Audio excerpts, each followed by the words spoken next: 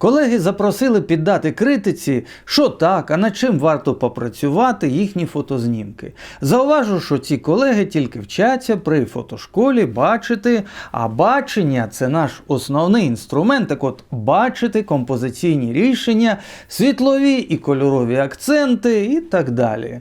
Ну ось. Наші колеги роблять перші кроки в освоєнні цифрового фотоапарату, нічого незвичайного. І от, будь ласка, людина грається із композицією, тобто намагається зробити певний трикутник і виділяє верхівку цього трикутника за допомогою глибини різкості. Ну, добре, нехай є композиційний центр, такий собі наголос, виділений гріб. Добре, добре. Наступний знімок репортажний, теж все просто. Експозамір точковий. Далі.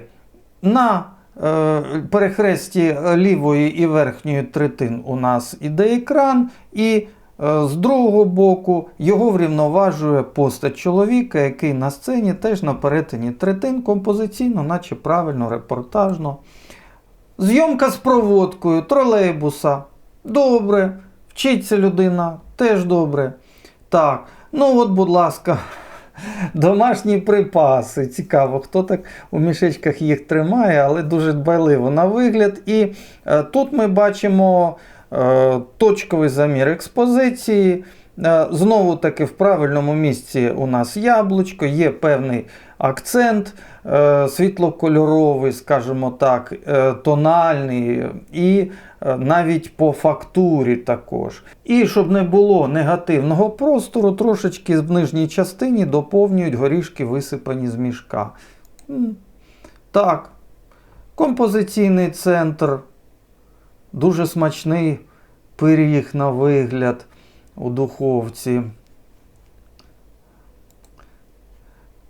На перетині третин, це вже інший колега вчиться, на перетині третин лавочка. Ну, просто от людина освоює елементи композиції. Знову таки йде трикутник, випробовує можливість виділити глибиною різкості одну з баночок колега. От, тобто є і певна геометрія в кадрі, є і певні ознаки перспективи, те, що ближче більше, те, що далі менше. Будь ласка, можна сказати, що певна лінійна перспектива дороги, певний ритм є від крапель води по снігу. І знову таки грається колега з глибиною різкості, в певній зоні різкість є, перед нею нема, за нею теж нема. Також оця батарея, вона дає певний ритм, теж трошечки перспективи, ну і багато негативного порожнього простору в правій і верхній частині. Ну, дуже прикольна пара, репортажний знімок, начебто все правильно, врівноважують по третинах одну-дві постаті, знімок емоційно наповнений, для репортажу може бути. Ще один репортажний знімок, вочевидь, тут гарненький був зум, довелося добре цей зум висунути так, щоб об'єктив фотографував як довгофокусний і, звичайно, гарно підняли ISO, тому ми з вами бачимо певні артефакти. Ну, людина знімок врятувала, скажімо так, перевела в ЧБ. Тому артефакти не різнокольорові, ну і начебто так воно і має бути. Ще один знімок, ну, теж може бути симпатична така дівчина. От на перетині третин. Трошечки забагато ліворуч її потилиці саме. Виходить так, що потилиця і вухо переважують саму дівчину. Бачите, тут смислові акценти сунулися. Кіт. Симпатичний вусань, але знову таки, друзі мої, оці розмиті лапки, вони переважують голову. З голови Ну що видно, писок оце видно і вуса видно.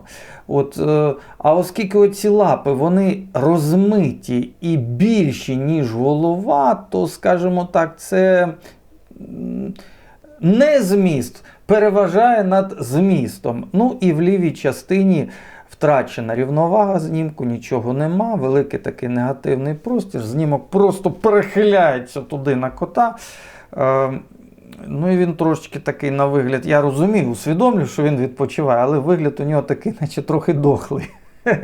Ми звикли, що у котів є певне психоемоційне забарвлення, бо це дуже розумні істоти.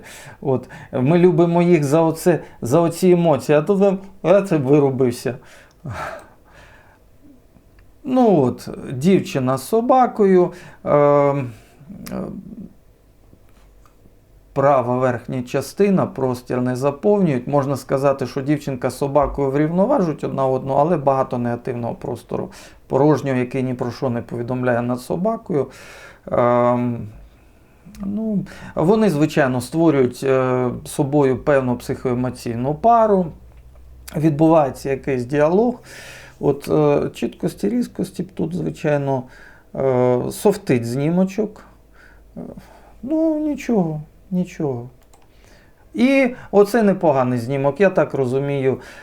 Та й ви добре розумієте, що у всіх офісних приміщеннях дуже погано, як правило, зі світлом. Ми приходимо, офіс, щось відбувається, але оці лампочки, які там блимають, вони оце блим, і нашому оку наче нормально, а фотоапарату темно.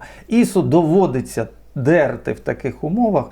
І композиційно дуже непогано оце все зроблено. Зерно, звичайно, є, це зрозуміло, що і витримки трохи не вистачало, бо темнувато камері, і ISO довелося задерти, все це зрозуміло. Але є в кадрі рівновага, стільки поглядів на одного чоловіка, настільки емоційно, дружньо на нього дивляться дівчата.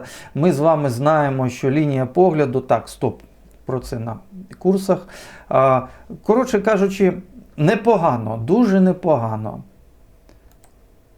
І тут, це той самий випадок, коли нам дуже хочеться попрацювати з контуровим освітленням, і в результаті те, що перед нами, те, що трошечки затулили спиною і так далі, все це опиняється в темряві. У нас з вами темне обличчя, те, що зайці, то Бог з ними, звичайно.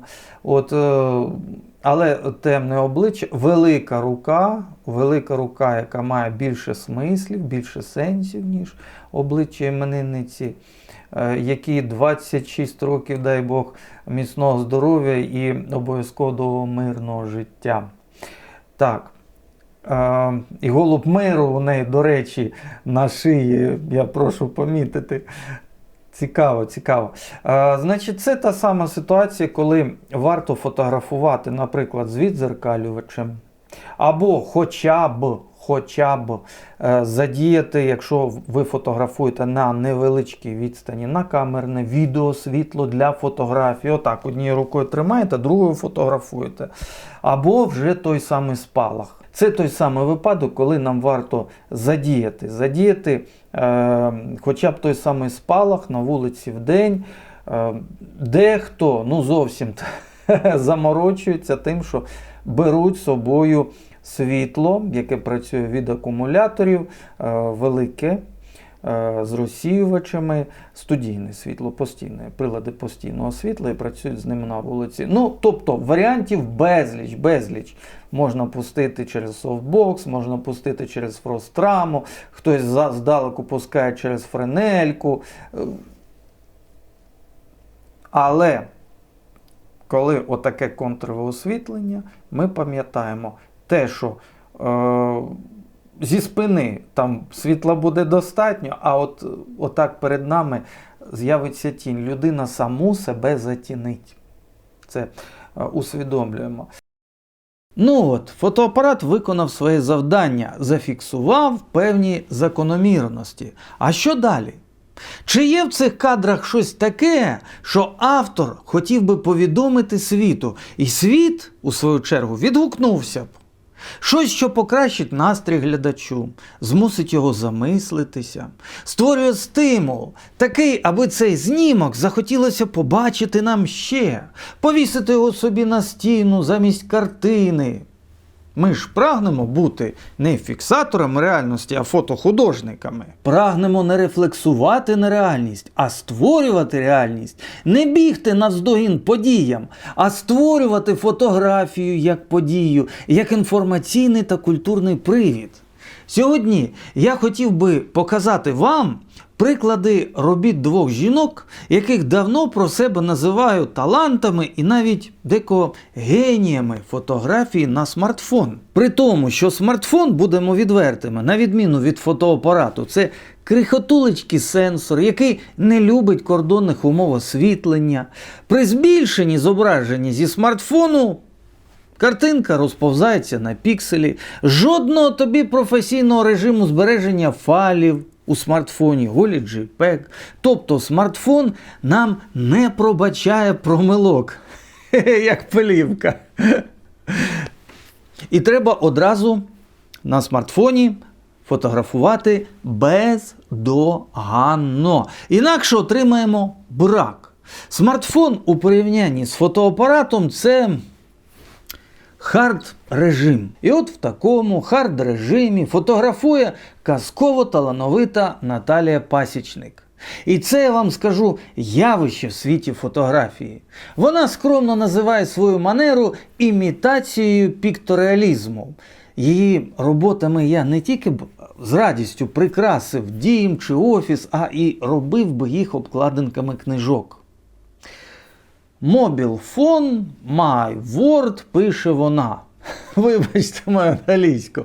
Тобто мій внутрішній світ підписує знімки Пасічник. Наталя не зафотофіксувала, а мій внутрішній світ. Тобто, що я хочу сказати. Відчуваєте різницю? І от що ви що хочете сказати, фотографуючи своїм серйозним фотоапаратом, на відміну від Пасічник? А що каже вона? Вона розповідає історії. І історії оживають в її роботах.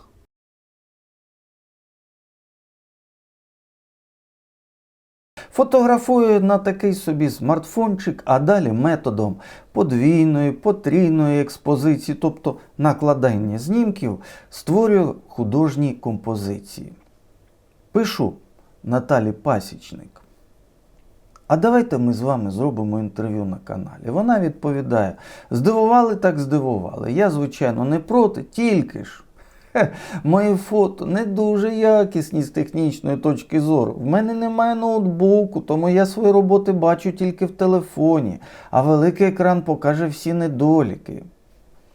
Її періодично запитують в соцмережах: а на яких виставках можна придбати чудові ваші фотокартини? А де? Як їх можна купити? Авторка знову соромиться та я ж не фотограф. Наталія Пасічник, наша шанована, але самокритична, непомірно самокритична колега, біженка у Німеччині, доглядає стареньких. Іноді її картини на межі геніальності. Вона пише в підписах, що імітує піктореалізм. В її творчому підході глибока філософська система. Підписує фотографію: прагну знайти баланс між хаосом Ніцше і порядком Канта. Але поки досконало не відрефлексоване ні те, ні інше, кінця цьому процесу не бачу, поки що хаос в моїх обробках проявляє себе частіше. Метод сучасного фотомонтажу та роботи з шарами дозволяє Наталі Пасічник створювати уявний всесвіт настільки, незважаючи на її самокритику, настільки гармонійний, що розглядаючи його, відчуваєш, як він зцілює душу. Твої проблеми відходять на другий план, а тобі тут і зараз від перегляду її знімків робиться добре. Здавалося б, технологія елементарна. Сфотографував щось і накладаєш один знімок на другий, а може на якусь картину накладаєш. Ну, от така функція є навіть у стареньких любительських дзеркалках.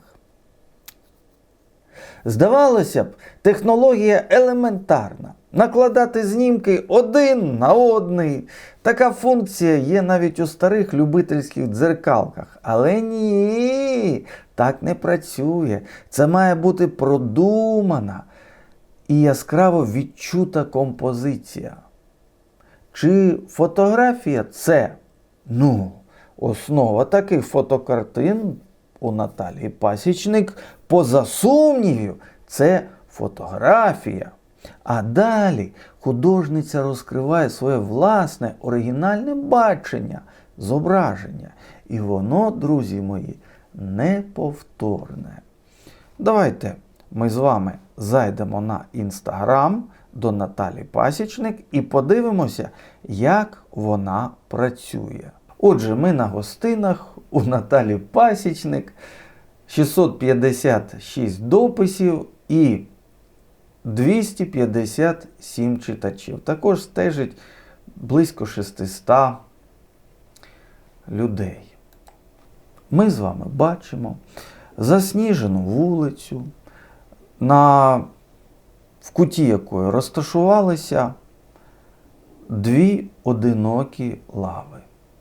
Їх освітлює ліхтар.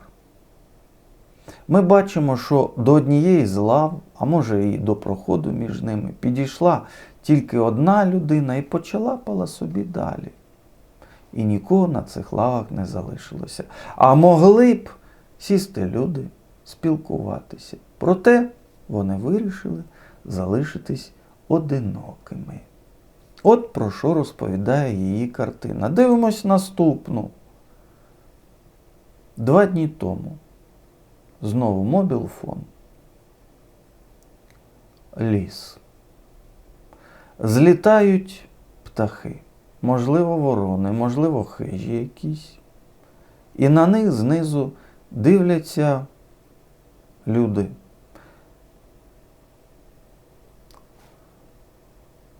Чимось вони нагадують дітей, але мені здається, що це не діти, а що це стародавні вояки, воїни у шоломах. Принаймні такі тут є розрізи, наче заборола. Сліпими очима крізь ліс дивляться на схід сонця. Злітають птахи. Авторка розповіла цілу історію. Наступне. Озеро. Сходить сонце. Тут я б, можливо, додав щось на передньому плані, тому що об'єкт на передньому плані завжди надає фотографії об'єму. Але не придиратимемось. Вулиця. Навмисний змаз. Це технологія в піктореалізмі, в імітації піктореалізму. Ми з вами взяли камеру і, фотографуючи, зробили невеличкий струс камерою. Можемо її повернути під час фотографування, можемо такий струс невеличкий зробити. Для чого? Для того, щоб ті, хто в кадрі опинилися, люди опинилися в кадрі, щоб вони зробилися динамічнішими. І ще, щоб не було ефекту впізнаваності. Оно, дивися, кум іде. Щоб цього не було. А щоб були люди. Ішли люди. На вулиці. Горить червоний ліхтар, мабуть, світлофор. Їдуть трамваї, автомобілі. А люди йдуть такі, як на картинах сторічної давності. Тобто знімок позачасовий. Ми наче здійснюємо подорож у часі, коли дивимося на таку фотографію. Далі. Це просто казка. Крізь поля, ліси, на природі.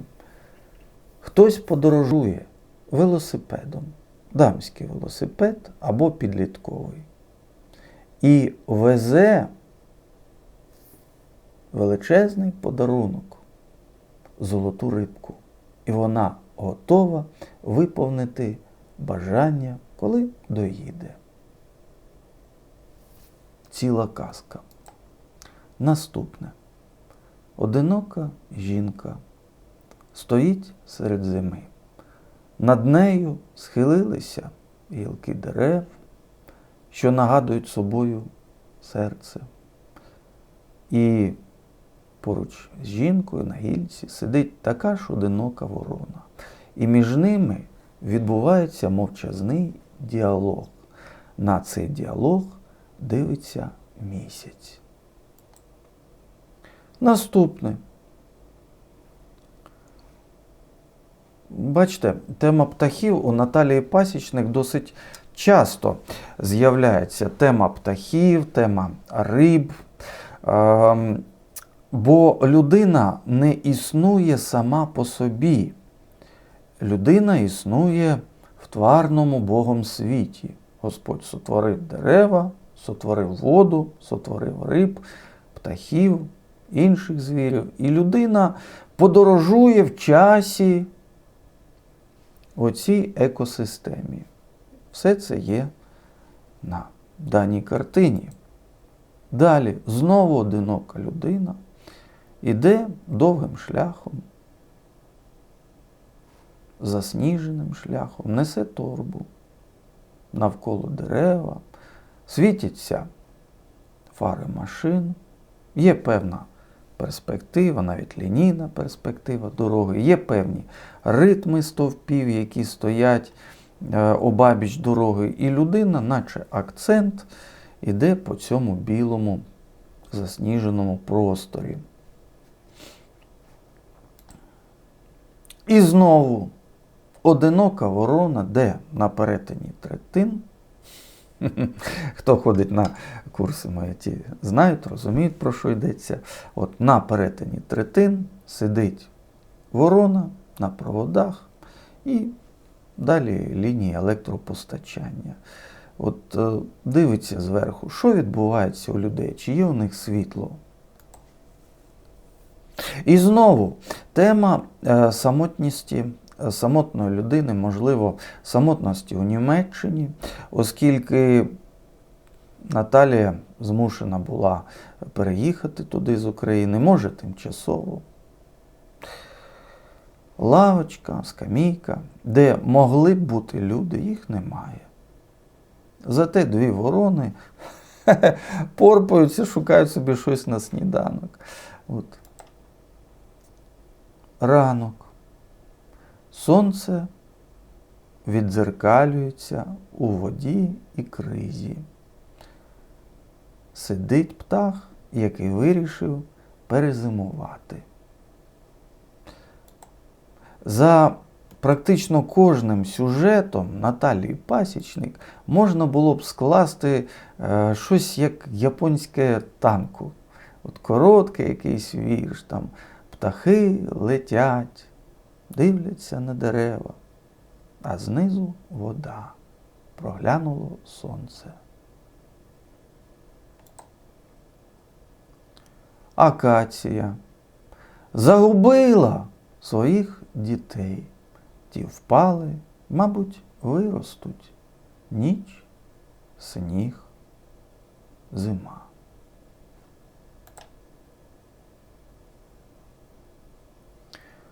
Ранній ранок. Сонце не зійшло. Будиночок спить. Птахи чекають, коли прокинеться все навколо. Вау! Ну це просто приємно подивитися якесь таке життя.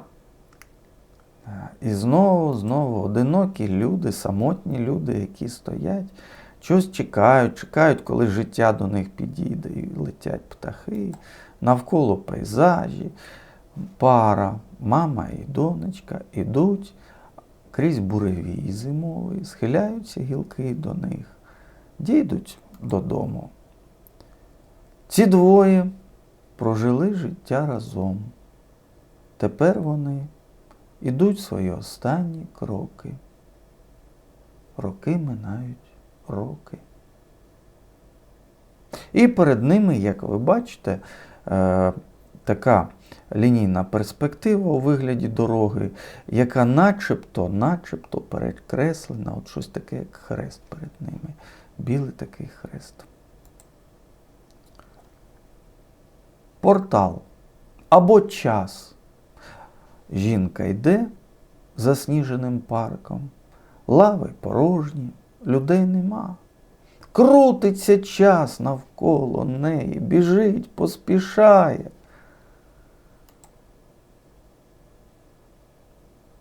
Птахи. І знову птахи. Чудова динаміка. Бачите, вона вміє зловити момент. Лінійна перспектива дерева, що вказує нам, дивися на річку.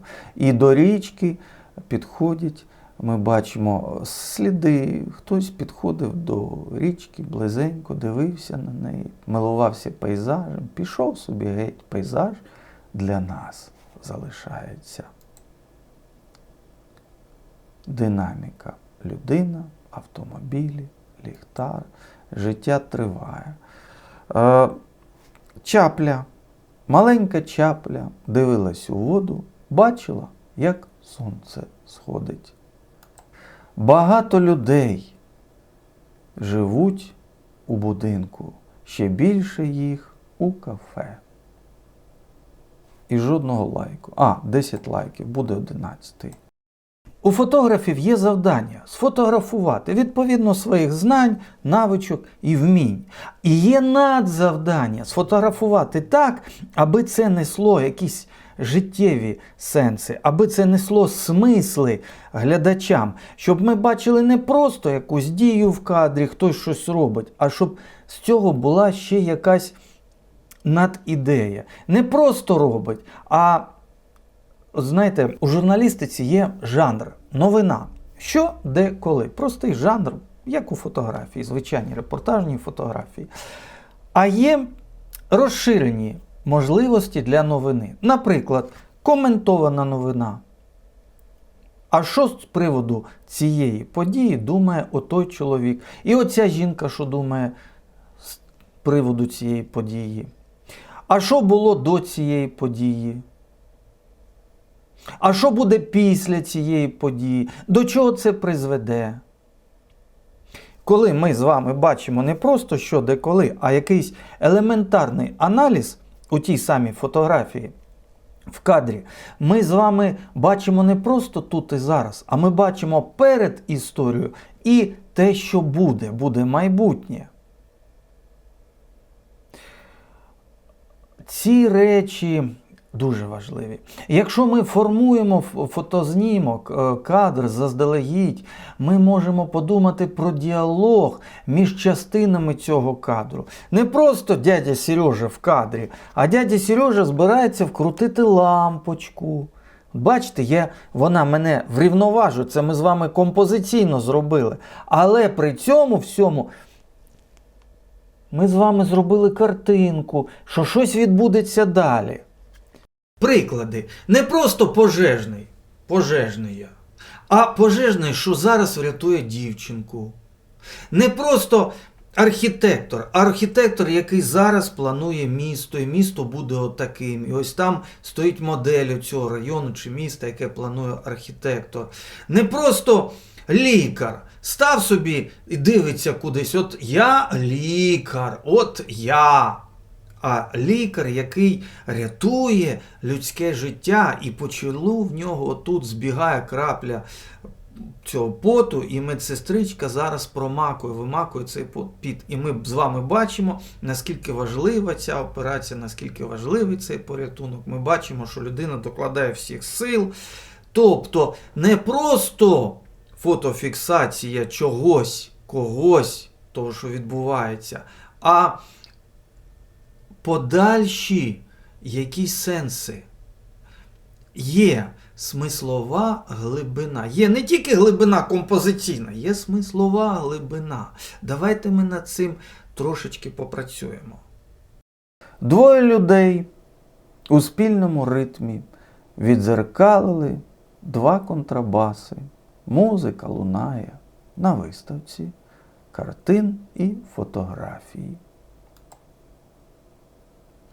Я йду у квітах, в гарній спідниці, ромашки. Чи повернуся я додому? Імітація пікторіалізму, мобілфон, My World, Deutschland. Лайк.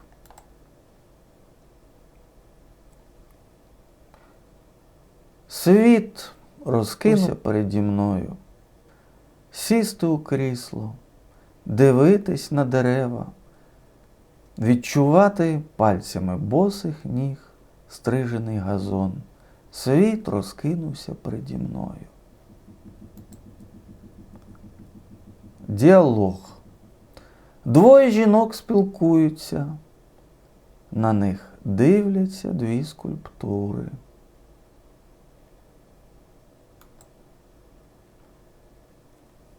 Піднімуся східцями, пройду між кущів, сяду, дивитимусь на обрій. Ой, класно, просто класно. Хочеться дивитися, дивитися, дивитися. І автопортрет нашої авторки Наталії Пасічник. Дуже сильна українська фотохудожниця, пікторіалістка. Пані Наталі, вітаю вас і дякую за вашу натхненну працю на ниві фотографії. Як ви бачите, друзі, не заважає пані Наталі ні те, що смартфончик, ні те, що маленька матриця. Можна роздрукувати її роботи, і вони будуть прекрасними.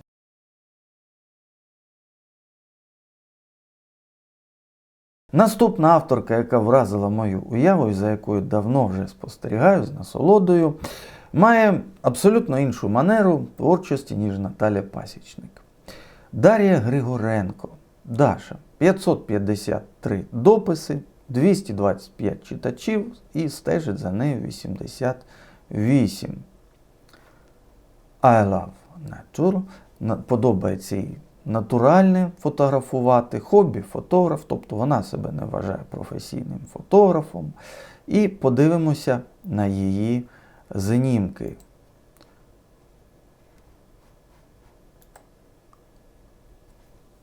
Будь ласка. Павутинка, 80 лайків, дуже симпатична павутиночка. Йдемо далі. Квіти. Теж приємно. І далі ми вже бачимо певну, я б сказав, картинність зображення, тому що є квітка і є ті пелюстки, які вона губить, і от квітка і пелюстка, вони між собою вступають в такий діалог, перегукуються. І немає в картині порожнього мертвого простору, оскільки він заповнений рівновагою.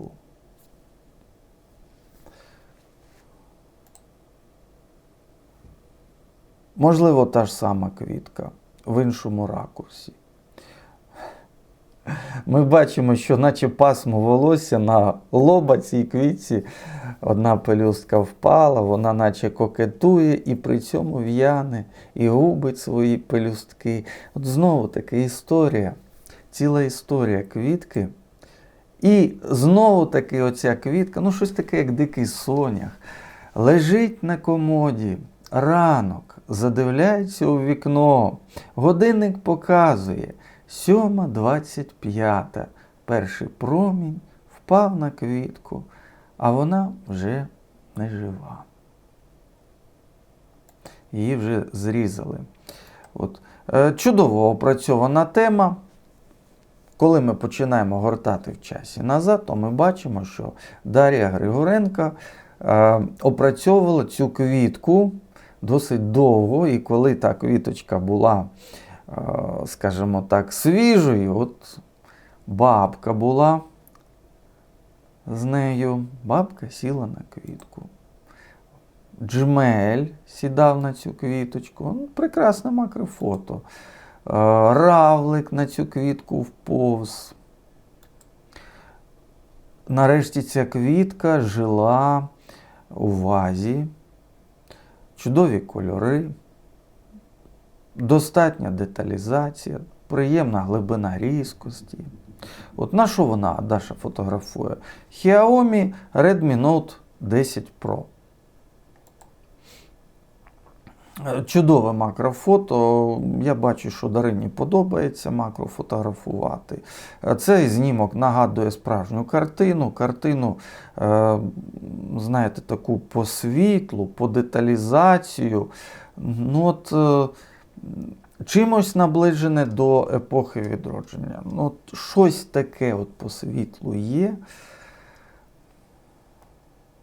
Хочеться дивитися, вона соковита. От таке роздрукувати, повісити теж на стіну і буде надзвичайно приємно. Грається авторка з глибиною різкості. Тут немає такої глибинної філософії, але ці фотокартини, вони багаті на відчуття, на смак фотографії, скажімо так. Можна помацати оком кольори, глибину різкості. От там, де спершу щось різке, а далі відходить у небуття. Те, заради чого ми часто купуємо світлосильні об'єктиви. От вона на Xiaomi робить відповідні знімки. Навіть бокешечка якась є. Досить приємно. І от знову гра з глибиною різкості, гра з кольорами. Темніше, світліше. Ми бачимо, що це морожена малина.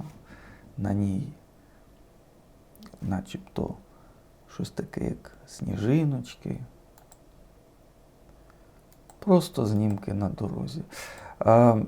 Знову чудове макро, метелик, дуже приємне макро. Бабка, і знову метелик, і квітка.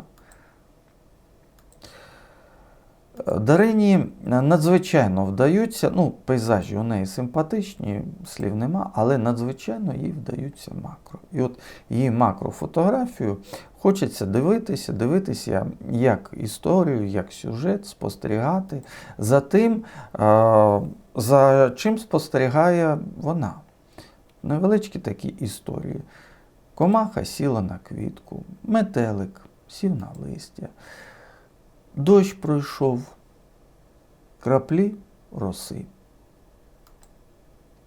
Прості сюжети, але надзвичайно якісь естетичні, дохідливі. І мене абсолютно дивує, що за допомогою смартфону можна знімати такі, сказав би, глибокі якісь тематичні сюжети, які просто імпонують кольорами, композицією, глибиною різкості, світлом, живою естетикою. Я скажу, що нам з вами не обов'язково робити фотознімки з якимось багатим філософським сюжетом.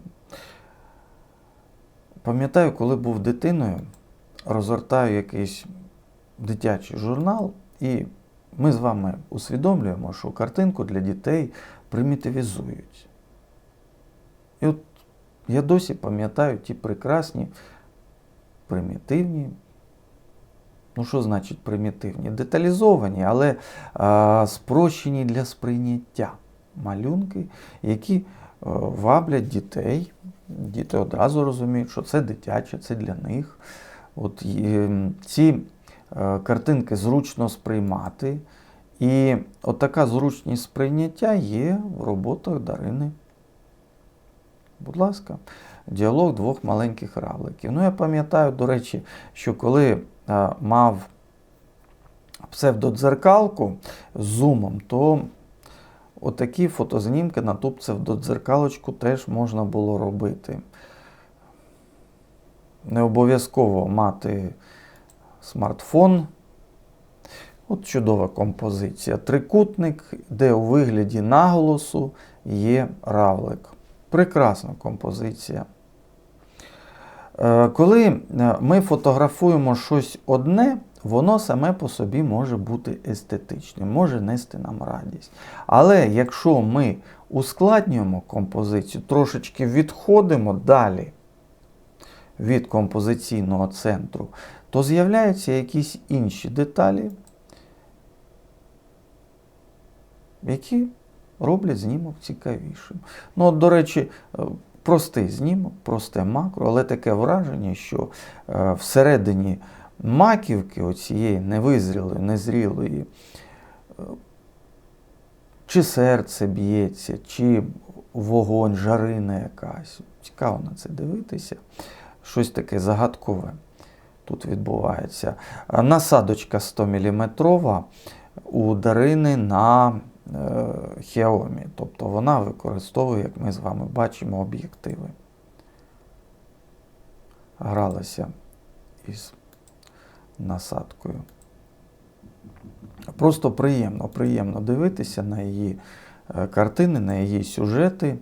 І приємно, що авторка усвідомлює, що оптика надзвичайно важлива для фотографування не лише фотоапаратом, а і будь-якою камерою, в тому числі смартфончика.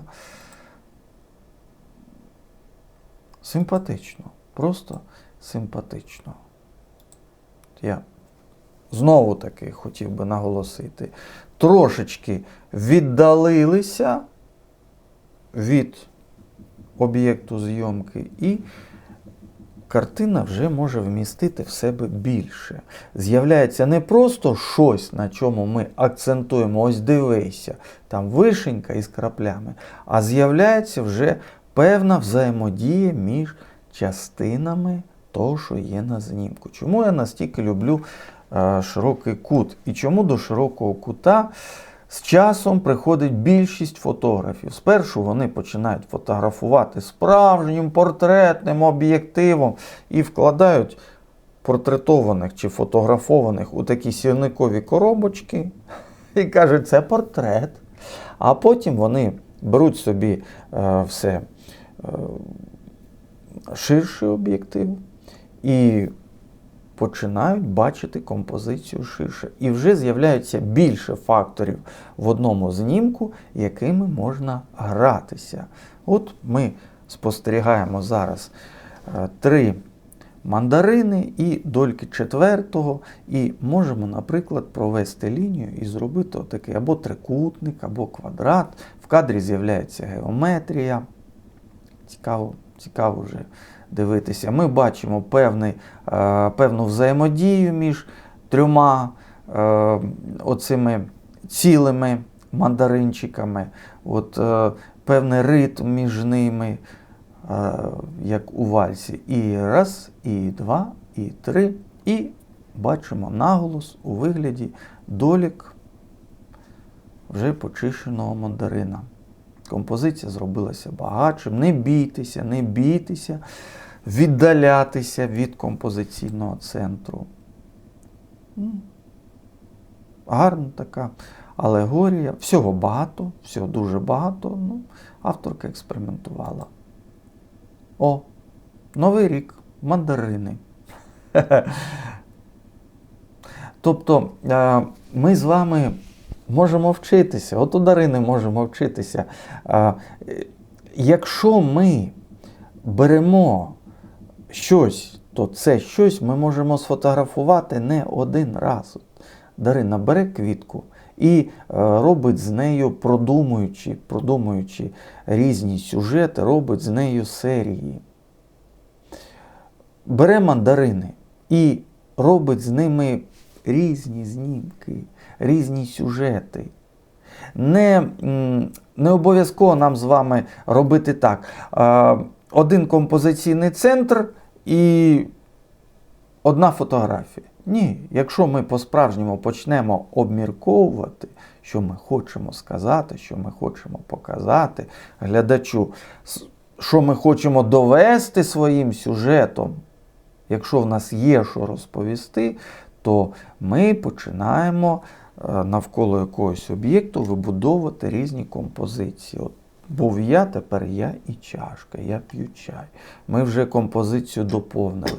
Тепер я, можливо, не дуже там вже такий молодий. От я дивився у комп'ютер, трохи очі втомилися, і я відпочиваю, п'ю чай. Ви бачите, я доповнюю композицію різними факторами, і вона робиться все повнішою, деталізованішою. І те ж саме ми з вами можемо робити, фотографуючи будь-що.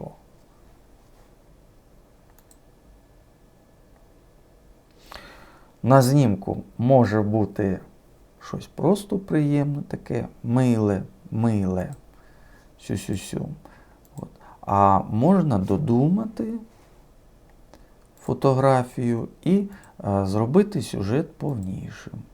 Це вже залежить від вашої творчої уяви, від того, чи є вам що сказати глядачу, і що саме ви хотіли б йому повідомити. Підсумок, виходячи зі сказаного сьогодні, вибачте, непланове заняття у нас сьогодні вийшло. Після оволодіння основами фото чи відеозйомки я радив би зрозуміти, що ви не фіксатор, а оповідач. І створюючи фотознімок, щоразу маєте запитувати у себе, а яку історію я хочу розповісти своїм кадром. Це якщо говорити про художні аспекти, щоб ви поважали себе і вас цінували, і вас помітили вашу творчу особистість, вашу творчу манеру. Тепер про гроші, бо багато хто йдуть у фотографію, щоб заробляти, так чи не так? Нічого не варті знімки автора без творчої манери. Це в нього, візуально німого, якому нічого сказати, запитують. А скільки фоточок віддаєте за годину зйомки? 100? 200? Натомість автор, якому є що сказати, це завжди сюрприз. І всім цікаво, яку таку історію він оповість навіть однісінькою своєю фотографією. Ви зрозуміли мене? Ми маємо розвивати свою надивленість і розвивати свій внутрішній світ, аби ми не просто фіксували щось на камеру. Причому неважливо, ця камера знаходиться в смартфоні, у фотоапараті з меншою чи більшою матрицею, з дорожчим чи дешевшим об'єктивом. Важливо, щоб нам було що сказати. З вами був Сергій Меркулов. Дякую всім, хто є спонсорами цього, сподіваюся, корисного випуску і зичу добра і творчого натхнення.